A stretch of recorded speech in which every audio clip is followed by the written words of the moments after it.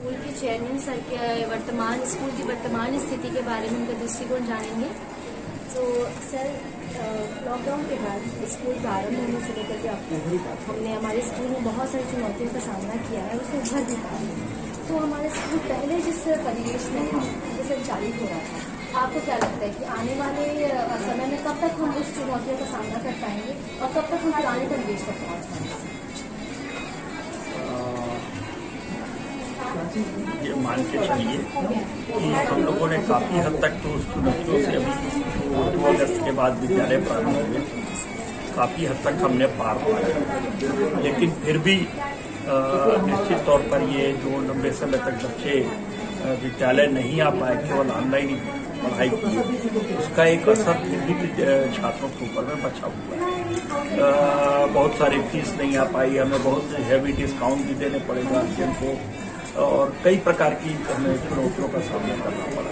लेकिन धीरे धीरे हम समय हमने इन चुनौतियों से निपटना शुरू कर दिया है और काफ़ी हद तक ये अब हमारे स्टूडेंट रेगुलर आ रहे हैं। जब से छत्तीसगढ़ शासन ने फुल फ्लो स्कूल जैसे उन्होंने स्कूल को खोलने का निर्णय लिया और अब पूरी क्षमता से विद्यालय संचालित किए जाने की अनुमति है, तब से विद्यालय पुरानी क्षमता से चल रहा है।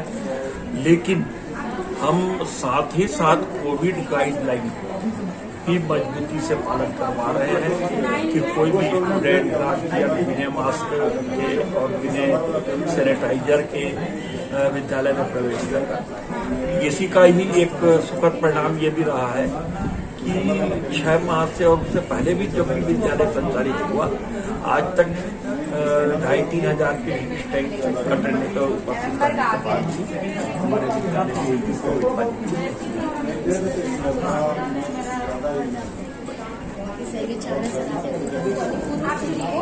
बहुत जल्दी पा पाएंगे, इससे अच्छा हमारे स्कूल बिल्कुल संचालित नहीं, कहीं से कोई दिक्कत नहीं है। नए सत्र में तो ये मान करके चलिए कि हमारे विद्यालय का जो एक नाम था है भी कि हम 10, 12 के बोर्ड एग्जाम आदि में लगातार 2, 3, 4 स्टूडेंट टॉप 10 में लेके आते हैं पूरे छत्तीसगढ़ लेवल पर। वो हम नेक्स्ट ईयर में हम पुनः उस स्थिति को, और अगर इस बार ऑफलाइन एग्जाम हुआ और अगर मान लीजिए मेरिट लिस्ट का डिक्लेरेशन हुआ, टॉप 10 का डिक्लेरेशन, तो हमारे बच्चे फिर से आएंगे। फिर वो स्थिति नेशनल लेवल पर खेलने जा रहे हैं, स्टेट लेवल पर खेलने जा रहे हैं हमारे बच्चे। तो हमने कहीं से कोई ढिलाई नहीं जा पा रहे हैं, हम लोग कभी नहीं जा पा रहे।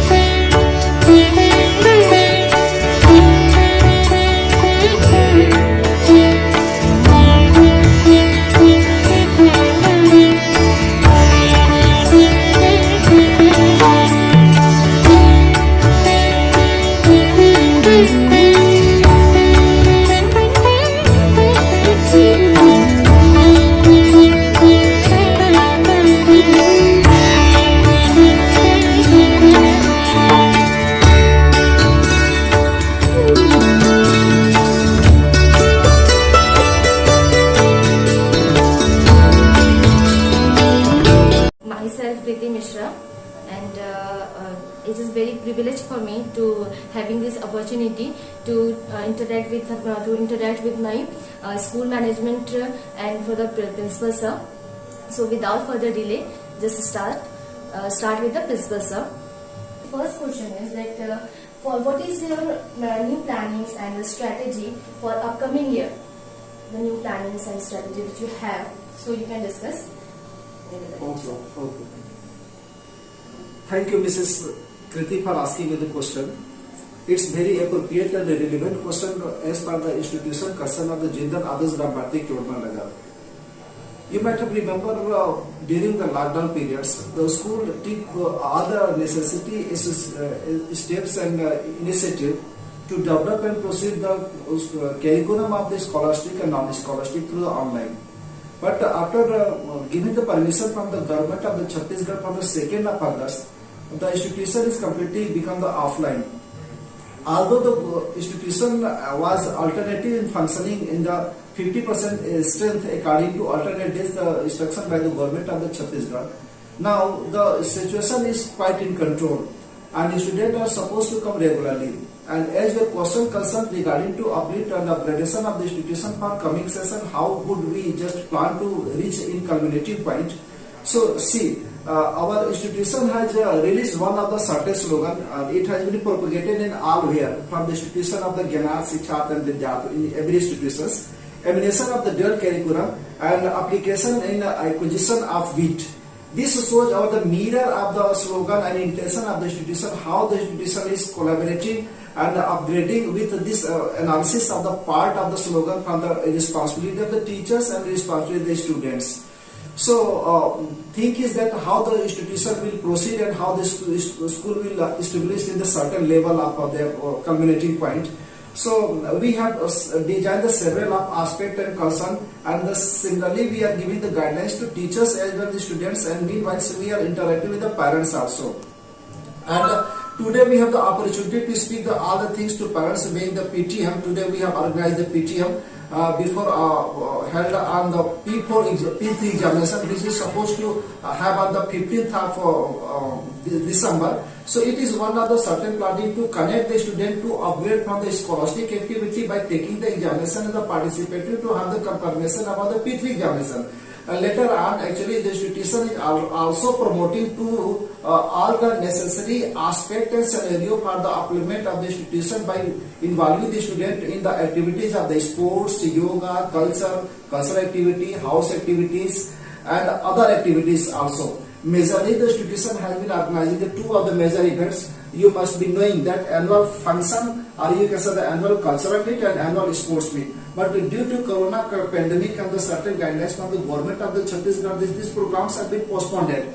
But we are focusing to students to have all the necessary impact and impression of academic side, and the teachers are also directed and they are doing so also. For the sake of that is the new strategy and policy for the betterment of the institution. We have started the new one kind of the concept to upgrading the teachers by taking the workshop and the presentation by the teachers to the teachers. And really the impact and impression of the institution in curriculum is directly seen and observed, and the really students are promoting upgrading also. I presume in near future also we will have the lot of support from the management to upgrade our institution, and we will plan and design the necessary impact impression of the academic scenario to bring our institution in culminating point.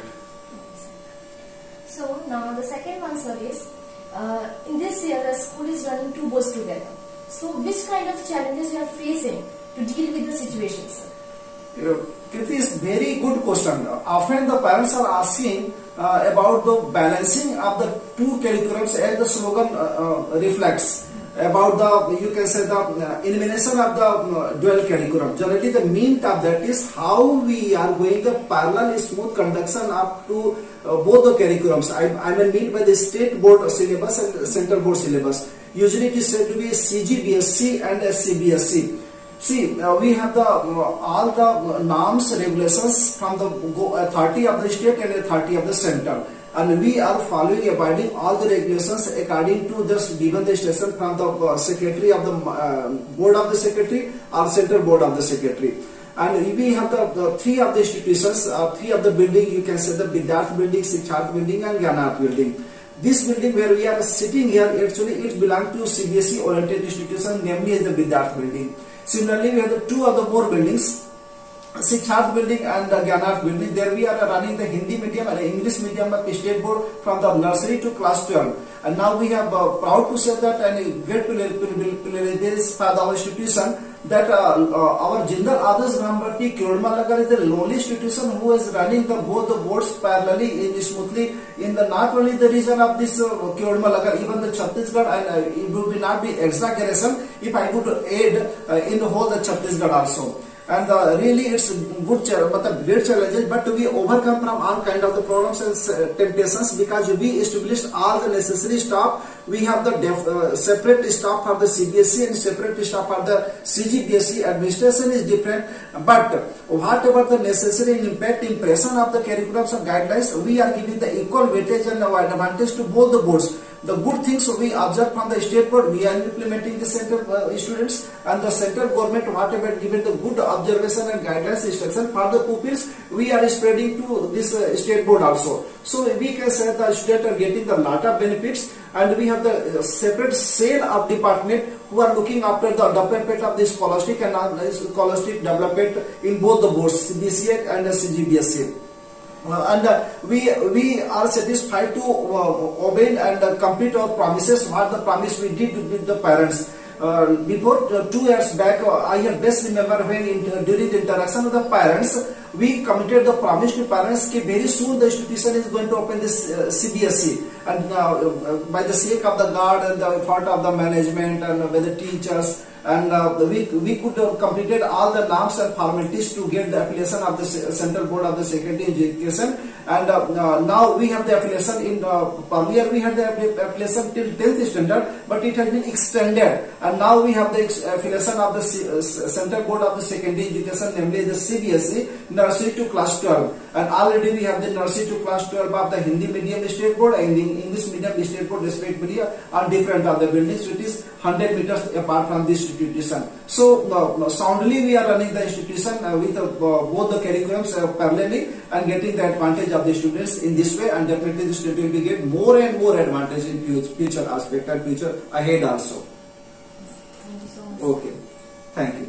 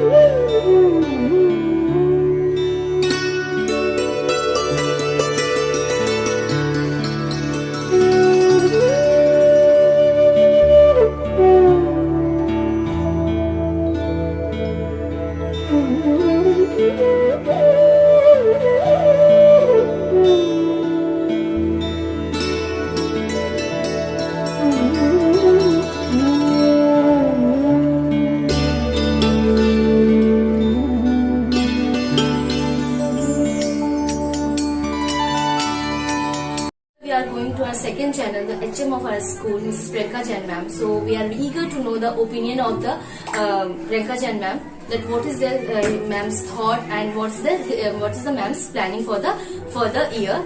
So ma'am, my question is, since last few months, our school management and you facing the problem of the indisciplined behavior from the student side. So Yes. how you are dealing with the situation, ma'am? Okay, after the 18 months of COVID situation, obviously each and every school facing that same problem.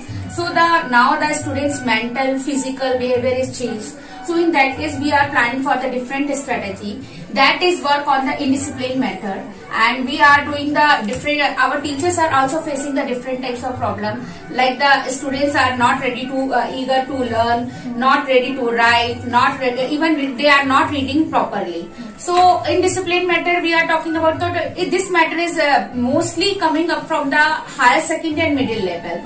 So we are trying for the sort out this matter, and we are planning for the different type of strategy that like the counseling sessions, teachers session, teachers presentation, how they will teach the students on that condition, how the teachers will behave with the students. These are our policies, and these we are work out on the same conditions.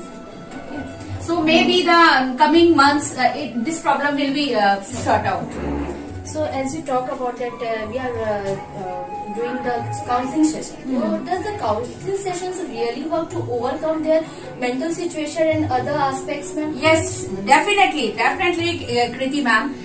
It is one of the top therapy. Okay, it mostly happened or mostly work out on the students' behavior. Okay, now we are seeing like that is when the students are joining the school. And that time the students are most of the students are indisciplined, but now they are coming on their new look, like they are disciplined, and they are our teachers are doing counseling, they are talking about their conditions, they are talking about their means problems. So it works, really it works, it happens. So we will work out on that conditions. Thank you so much. Okay, thank you.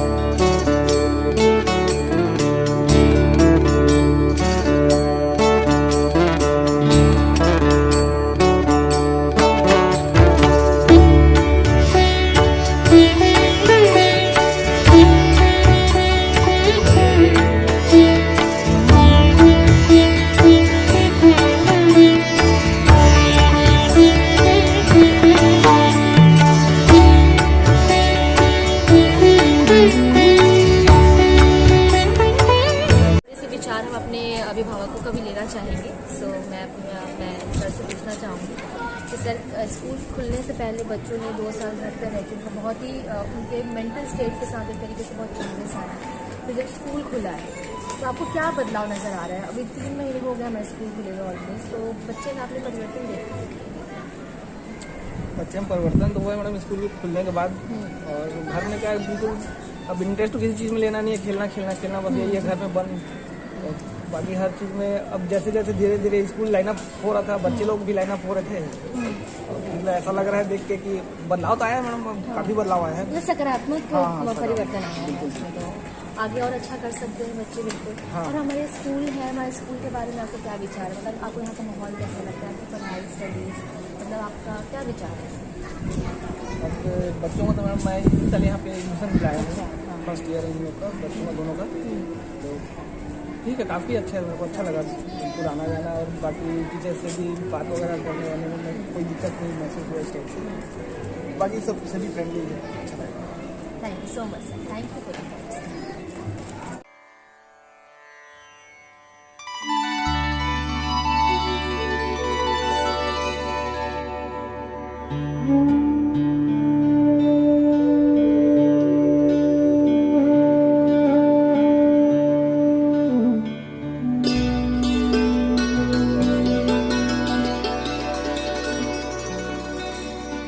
Now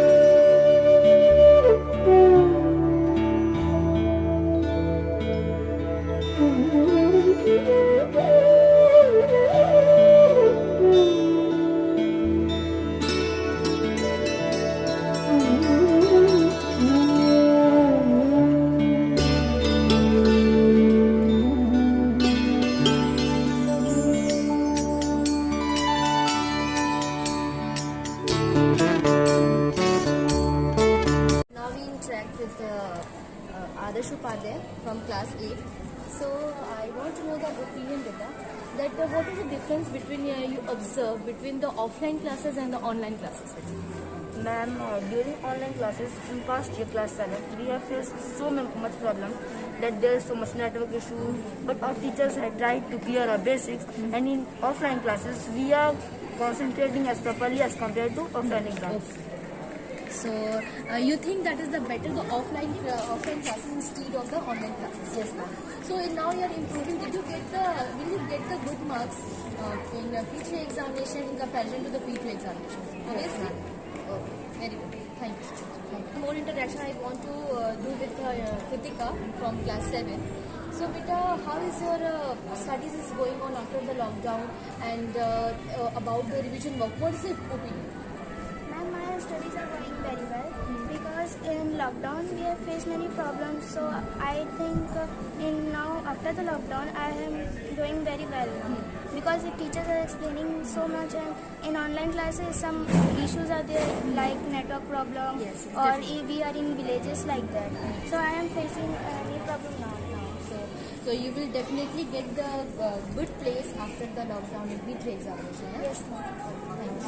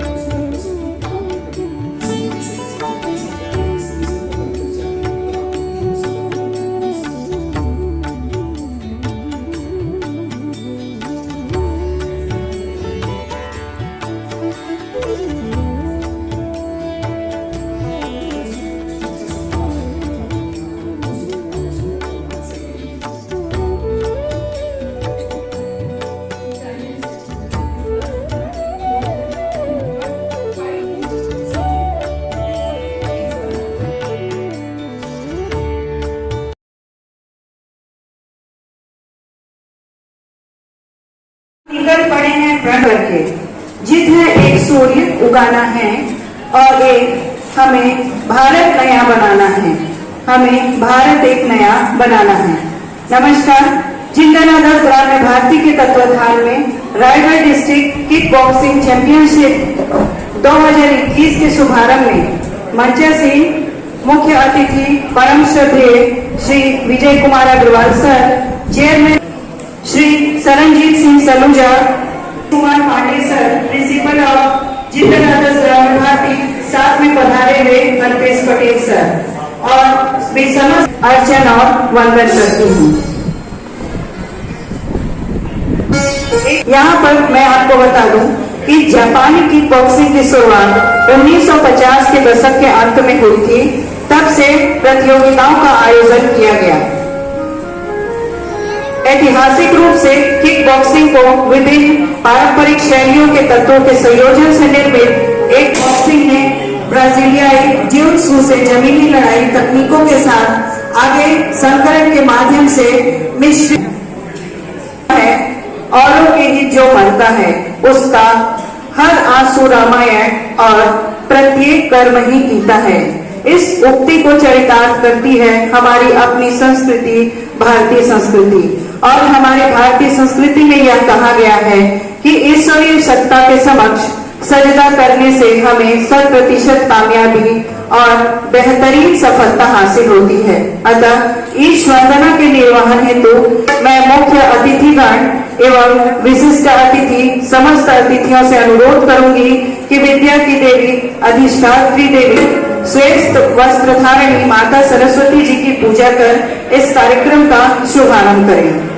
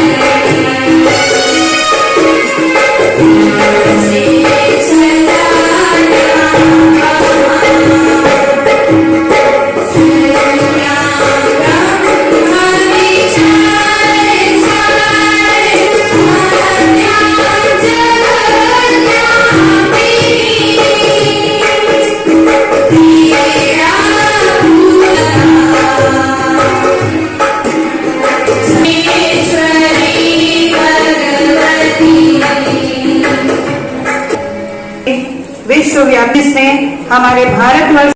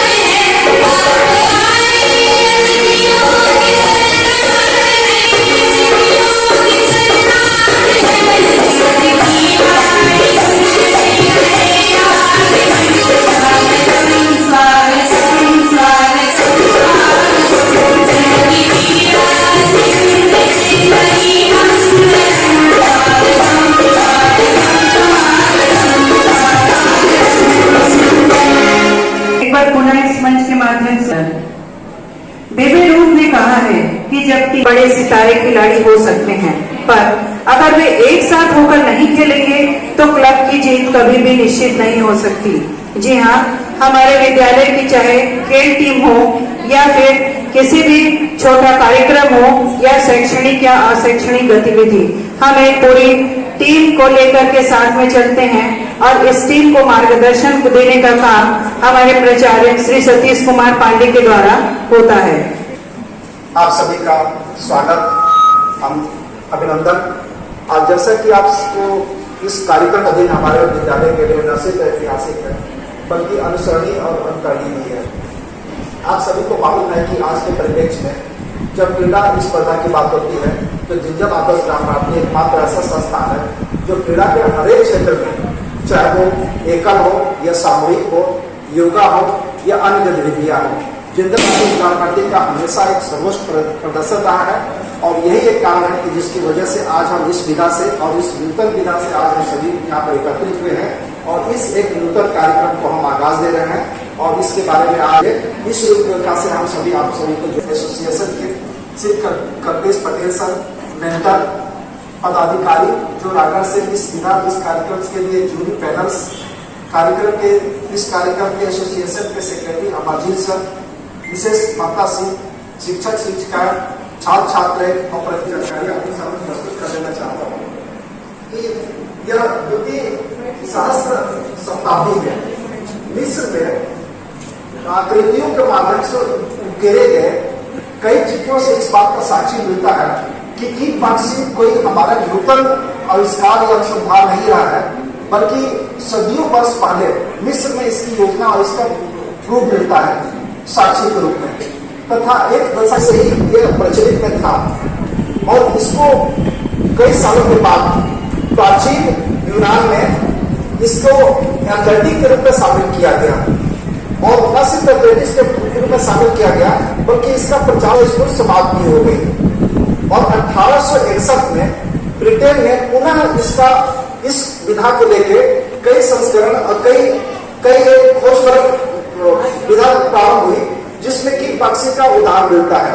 kick boxing का जो प्रारंभ में जो प्रतिस्पर्धा की गई थी तो उसमें जो ग्लव्स पहनते थे, उसमें जो साक्षी मिलते हैं, जो लिटरेचर मिलते हैं, उसमें बताया गया है कि ग्लव्स पहले लोहे के बने होते थे और सैनिकों का अभ्यास के दौरान लोहे से बने हुए ग्लव्स पर जब प्रहार किया जाता था तो इतना घातक होता था कि कई प्रतिभागियों की मृत्यु भी हो जाती थी। आगे चलकर इस पर प्रतिबंध लगा और ग्लव्स के लोहे के ग्लव्स को समाप्त कर दिया गया। लेकिन 1861 के बाद इसका पूरे विश्व में प्रचार प्रसार उस रूप में नहीं हुआ जिस रूप में इसकी आवश्यकता थी। लेकिन 19 के दशक में 1940 में जापान के द्वारा इसको एक नूतन अन्वेषण के रूप में खोजा गया और किक बॉक्सिंग को थाई बॉक्सिंग, जूडो मार्शल और बॉक्सिंग को मिला के किक बॉक्सिंग का आविष्कार किया गया। ये तब की बात है जब एशिया में कई खेलों का आविष्कार हो रहा था और सामान्यतः किक बॉक्सिंग की जननी को जापान का कहा जाता है। और जापान एकमात्र पहला ऐसा राष्ट्र था जो 1940 में world association of kick boxing organisation WAKO का स्थापना किया और इसी के तहत विश्व अंतर्राष्ट्रीय स्तर पर पहला प्रतिस्पर्धा हुआ जो जापान को इसका श्रेय जाता है किक बॉक्सिंग का। उसके 3 दशक के बाद सन 1970 में अमेरिका में अंतर्राष्ट्रीय स्तर पर किक बॉक्सिंग का स्थापना आयोजन किया गया और इसी से 19वीं के दशक में पूरे हिंदुस्तान पूरे विश्व में इसका प्रचार प्रसार हुआ। लेकिन ये काफी अफसोस की बात रही है कि उस प्रचार प्रसार में जैसे जापान में, चीन में, मंगोलिया में, साउथ कोरिया में जिस स्तर पर इसका प्रचार प्रसार हुआ भारत में आने में काफी समय लगा। लगभग 19 के दशक तक भारत के कई राज्यों कई प्रांतों में इसकी कोई जानकारी नहीं थी, लेकिन समय समय यह प्रचार प्रसार होता गया और यह भारत में भी अपना एक स्थिति मजबूत स्थिति बनाया। अभी की स्थिति में आप सभी को मैं जानकारी प्रदान करना चाहता हूं कि इंटरनेशनल ओलंपिक फेडरेशन के द्वारा इसको एक मान्यता प्राप्त की गई है और ओलंपिक में भी इसको शामिल कर लिया गया है। अब यह बहुत ही सुखद बात है भारतवर्ष में लगभग हर प्रांत में ये खेले जाने वाला एक विधा है और ये छत्तीसगढ़ के जो स्कूल के कैलेंडर होते हैं माध्यमिक शिक्षा मंडल पर सचिव के द्वारा साल भर आयोजित होने वाले खेल के कैलेंडर में भी इसको शामिल कर लिया गया है। ये हमारे लिए काफी एक गर्व की बात है। और इसका सबसे बड़ा साक्षी उदाहरण हमारे जिंदल आदर्श ग्राम भारती विद्यालय है, जिसमें अमरदीप सर को इसका श्रेय देना चाहता हूँ, जिनके मतलब इनिशिएटिव से हमारे जिंदल आदर्श ग्राम भारती से 2 छात्रों का नाम मैं रेखांकित कर देना चाहता हूँ, हर्ष सिंह और आकाश पटेल, जिन्होंने न सिर्फ राज्य स्तर पर बल्कि स्टेट लेवल, नेशनल लेवल पर, राष्ट्रीय स्तर पर भी अपनी प्रतिभा का लोहा मनाया है और हमारे जिंदल आदर्श ग्राम भारती के नाम पुनः एक बार स्मरण करते हुए ऊपर की लिस्ट में सुशोभित किया है। तो बिना बनाए जाने तीनों भवनों में छात्रों इस विषय पर बढ़ चढ़ के हिस्सा ले रहे हैं और मैं ये देख रहा हूँ कि लगभग शाम को 3 बजे से लेकर 4, साढ़े 4 बजे तक 100 से 125 जितने छात्र लगातार इसका प्रयास कर रहे हैं। न सिर्फ इसका प्रयास कर रहे हैं बल्कि इनके जो कार्ड के नियम है उस नियम के तहत लगातार और मेहनत भी कर रहे हैं और उम्मीद करता हूँ, आशा करता हूँ कि आने वाले समय में जब प्रतिस्पर्धा और स्तर पर पहुंचेगी तो हमारे जिंदल आदर्श ग्राम भारती के छात्र भी बढ़ सके हिस्सा लेंगे और अपनी संख्या को बढ़ाते हुए पुनः स्वर्ण पदक प्राप्त करेंगे। इसी कार्यक्रम में ये आयोजन यहाँ पर है और ये हमारे लिए सुखद गर्व की बात है कि हमारे जिंदल आदर्श ग्राम भारती को ये गर्व प्राप्त हुआ है कि आज हम जिला स्तर कर रहे हैं। आप सभी का सहयोग की अपेक्षा है। जितने भी प्रतिभागी इस प्रदर्शन में आए हैं सभी प्रतिभागियों को मैं हार्दिक रूप से धन्यवाद देना चाहता हूँ, कुछ शुभकामनाएं देना चाहता हूँ कि जनता प्रदर्शन करे और पुनः हमारा अपनी जो सोच है जिंदल आदर्श ग्राम भारती की क्रीड़ा के क्षेत्र में या अन्य प्रतिस्पर्धा के क्षेत्र में पुनः आप उस मुकाम पर पहुंचे जिस मुकाम के लिए हमेशा हम आपसे अपेक्षा रखते हैं। आप सभी प्रतिभागियों का पुनः बहुत बहुत धन्यवाद। Thank you. उठाना है। जब महिला में शक्ति होगी तब राष्ट्र की उन्नति होगी और महिला सशक्त हो राष्ट्र में, बाकी सब इसके बाद में। यहाँ पर हो गए विशाल, जिह्वा लाल हो गई, शिव में चरण धारणी, काली बन निहारणी, माँ काली के कलिके नमामि भक्त तारणी।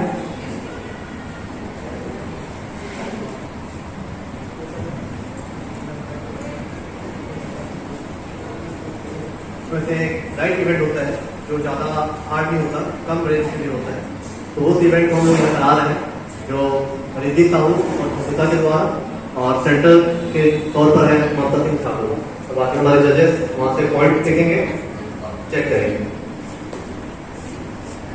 Just ready? Timer ready? 5.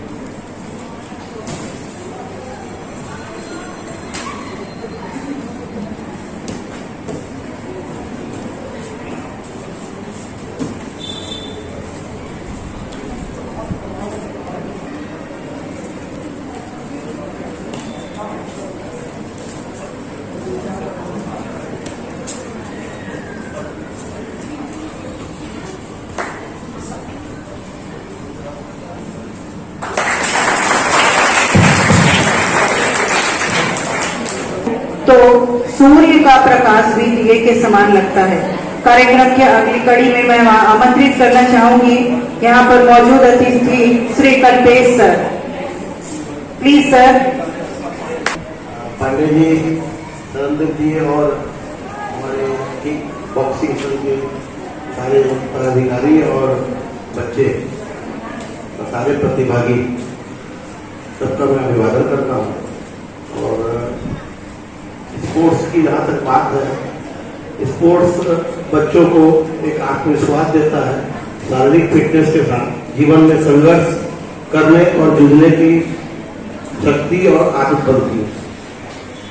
रही बात किक बॉक्सिंग की, ये छत्तीसगढ़ में रायगढ़ एक प्रमुख केंद्र बनता जा रहा है। अमनदीप और इनके साथियों के द्वारा बहुत अच्छा इन लोगों का प्रयास है। ऐसे ही ये आगे किक बॉक्सिंग के इसमें चलते रहे और राष्ट्रीय स्तर पर और अंतर्राष्ट्रीय स्तर पर भी रायगढ़ से नाम रोशन करें। इवेंट को आगे बढ़ाने के हुए मैं इस कार्यक्रम के अध्यक्ष अतिथि श्री शरणदीप सिंह सलूजा उनको आमंत्रित करने चाहूंगी कि इस इवेंट के बारे में हमें कुछ और जानकारी देना है। Please sir. भारत माता की मैं पहले तो आप सभी को बधाई दूंगा कि ये कितना अच्छा इवेंट आज किरोड़ीमल आदर्श ग्राम भारती स्कूल में आज यहाँ आयोजित हो रहा है और बहुत खुशी हो रही है कि 2 साल के इस कठिन कोरोना काल के बाद आज हम एक फिजिकल गेम प्रत्यक्ष रूप से देख पा रहे। तब बच्चे ऑनलाइन और सिर्फ ऑनलाइन, ऑफलाइन सब चीजें छूट गई थी। तो आज बहुत अच्छा लग रहा है आप लोगों के बीच में आकर के कि एक फिजिकल गेम जो आप खेलेंगे, जो कि एक बहुत ही ज्यादा जरूरी है अपने शरीर के लिए। आप जानते हैं किक बॉक्सिंग जो एक खेल है आज पूरी तरीके से पूरे विश्व में मान्यता प्राप्त हो चुका है। ये आज ओलंपिक संघ में, छत्तीसगढ़ ओलंपिक संघ में और पूरे विश्व में इसे मान्यता मिली है, जिसको खेल करके आप आगे अपने जीवन में बहुत कुछ प्राप्त कर सकते हैं। तो खेलना भी है और पूरी अच्छी तरीके से खेलना है जिससे हम जीवन में कुछ प्राप्त कर सकते। और मैं आपको बहुत अच्छी चीज बताऊंगा कि किक बॉक्सिंग में आज हमारे बीच 2 लोग ऐसे उपस्थित हैं जो गोल्ड मेडल हमारे छत्तीसगढ़ के लिए ला चुके हैं, जो आपके एक बार अमरदीप और दूसरा ममता। तो एक बार जोरदार तालियां। उन्होंने विदेश से आए खिलाड़ियों को हरा करके गोल्ड मेडल प्राप्त किया। कोई नॉर्मल चीज नहीं है कि इतनी छोटी सी जगह से जा करके आगे जाना और गोल्ड मेडल लाना। और उसके बाद ममता के लिए एक बार फिर आप जोरदार तालियां बजाएं। आज ही में ममता ने ब्रॉन्ज मेडल हासिल किया है अपने लिए, जो कि बहुत खुशी की बात है और हमारे लिए गर्व की बात है कि आज लड़कियां जिस हिसाब से आगे बढ़ रही है उसमें ममता एक उदाहरण है हमारे लिए। हमें उसको देख करके इंस्पिरेशन लेना चाहिए कि आगे बढ़ने के लिए लड़की हूं तो रुक जाऊं ऐसा जरूरी नहीं। आज हम भी आगे बढ़ सकते हैं अगर हम मेहनत करें। और ये एक माध्यम है, एक आपको प्लेटफॉर्म मिला है जिसके माध्यम से आप आगे बढ़ सकते हैं। तो किक बॉक्सिंग में जैसा कि आपको श्री पांडे सर जी ने बताया ही कि उसका शुरुआत से लेकर के आज तक की कैसी उसकी गतिविधि रही है, तो मैं ज्यादा आपका समय नहीं लूंगा उसके बारे में बताते हुए। मैं आप सबको फिर से एक बार बधाई देता हूं और बेस्ट ऑफ लक बोलता हूं कि एक अच्छा खेल के लिए और एक अच्छा उदाहरण पेश करिए कि कोरोना काल को पीछे छोड़ते हुए हम एक बार फिर से फिजिकल एक्टिविटी में आगे बढ़े और एक अच्छा खेल करें। Best of luck.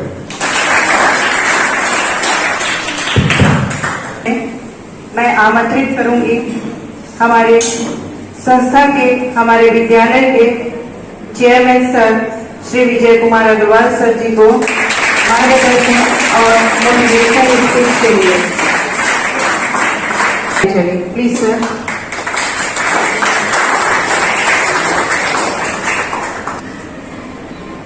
ये बहुत ही अच्छा सुहावना मौसम और इस दौरान ये अभी जैसे कल्पेश जी ने और इन्होंने बताया फेडरेशन के अध्यक्ष महोदय ने कि इतने लंबे अरसे के बाद किसी भी प्रकार के खेल का आयोजन हम सबको देखने को मिल रहा है, तो निश्चित तौर पर आत्मा गदगद है। सब देखकर लग रहा है कि हम फिर से लौट रहे हैं। एक तरफ ओमिक्रॉन का देख तो एक तरफ हमारे बच्चे यहाँ पर खेल रहे हैं, तो देख करके लग रहा है कि नहीं भाई हमको फिर से कि जिला स्तरीय चैंपियनशिप में उपस्थित तो आज हमारे विद्यालय में खेल शिक्षक के रूप में नियुक्त है और सारे टीचर्स, सारे प्रतिभागी स्टूडेंट इस बारे में एक ही बात कहना चाहूंगा इस खेल को लेकर के कि बीच में कुछ समय ऐसा आया कि हम बाहर निकलना भूल गए, हम बाहर मैदान में जाकर के खेलना भूल गए थे, हम ग्राउंड में नहीं पहुंच पाते थे। इस प्रकार के हम जरूर ध्यान रखें कि जो शासकीय गाइडलाइन है कोरोना काल का, मास्क लगाना, 2 गज की दूरी बनाने का प्रयास करना, एक दूसरे से जितना संभव हो दूर से खड़े होकर के बात करना, लगातार हाथ को धोते रहना, इसका पालन अपन को सबको करना ही पड़ेगा। और खेल के बारे में तो ज्यादा कुछ बोलने की आवश्यकता नहीं है, हर कोई समझता है कि खेल के क्या फायदे हैं, क्या है। मैं करना चाहूंगा इस साल की ओलंपिक का। आप सबने देखा कि जिस प्रकार से हम लोगों ने कितने 17 मेडल लेके आए थे, 17।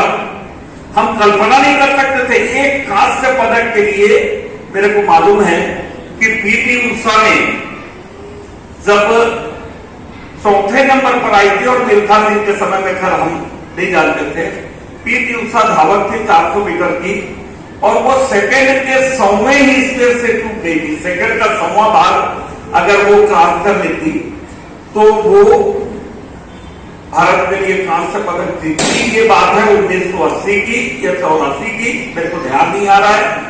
तो बताइए कि एक समय में हम कितना तरसते थे एक एक मेडल के लिए, और जब हम 7वें मेडल हमारे प्लेयर जीत करके लाए, उसमें भी ज्यादातर लड़कियां। मैं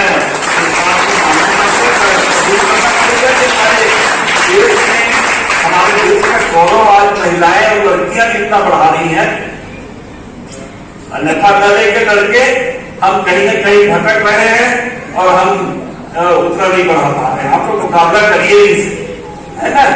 और ये हर फील्ड में है, हर फील्ड में, चाहे खेल का हो, चाहे पढ़ाई का हो, चाहे और किसी के पास नामने का हो, चाहे एडमिनिस्ट्रेशन हो, चाहे प्रशासन, चाहे स्कूल में टीचिंग का। देखिए आपके कितने बड़े मेडल लोग टीचिंग कर रही है ना। ये बात तो समझ में आ गई कि इसमें जो माहिर होगा वो बिना हथियार के भी चार करने वाले लड़कों को आराम से निकाल होगा और मतलब इतने सक्षम हो जाएगा। और चाहिए क्या है, अब इसीलिए हमारी बॉडी फिट रहे, स्वस्थ रहे और सुस्त रहे। तो ये सब कह दीजिए। और आप जितने भी प्रतिभागी आज यहाँ पर आए हैं और जितने कार्यक्रम के आवेदन के लिए सब लोग आए हैं, सबको मैं हृदय से धन्यवाद देता हूँ, शुभकामना देता हूँ कि वो अच्छा प्रदर्शन करेंगे, खेल भावना का प्रदर्शन करेंगे। और जिन लोगों ने इसका आयोजन किया है, अमरजीत इसके प्रणेता है, लेकिन आज अतिथि के रूप में संदीप जी, कल्पेश जी और यहाँ पर आयोजन के लिए सारे हमारे सीनियर प्लेयर आ चुके हैं। और इन सबको भी बहुत बहुत धन्यवाद देता हूँ। हमारे टीचर को भी धन्यवाद देता हूँ कि ये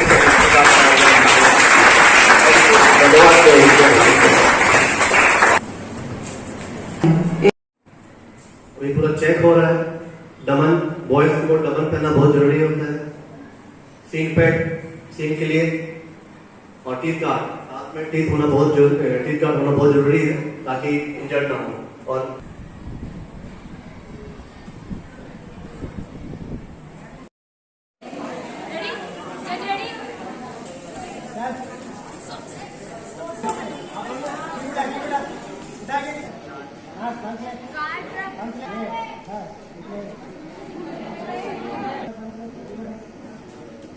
कार्ड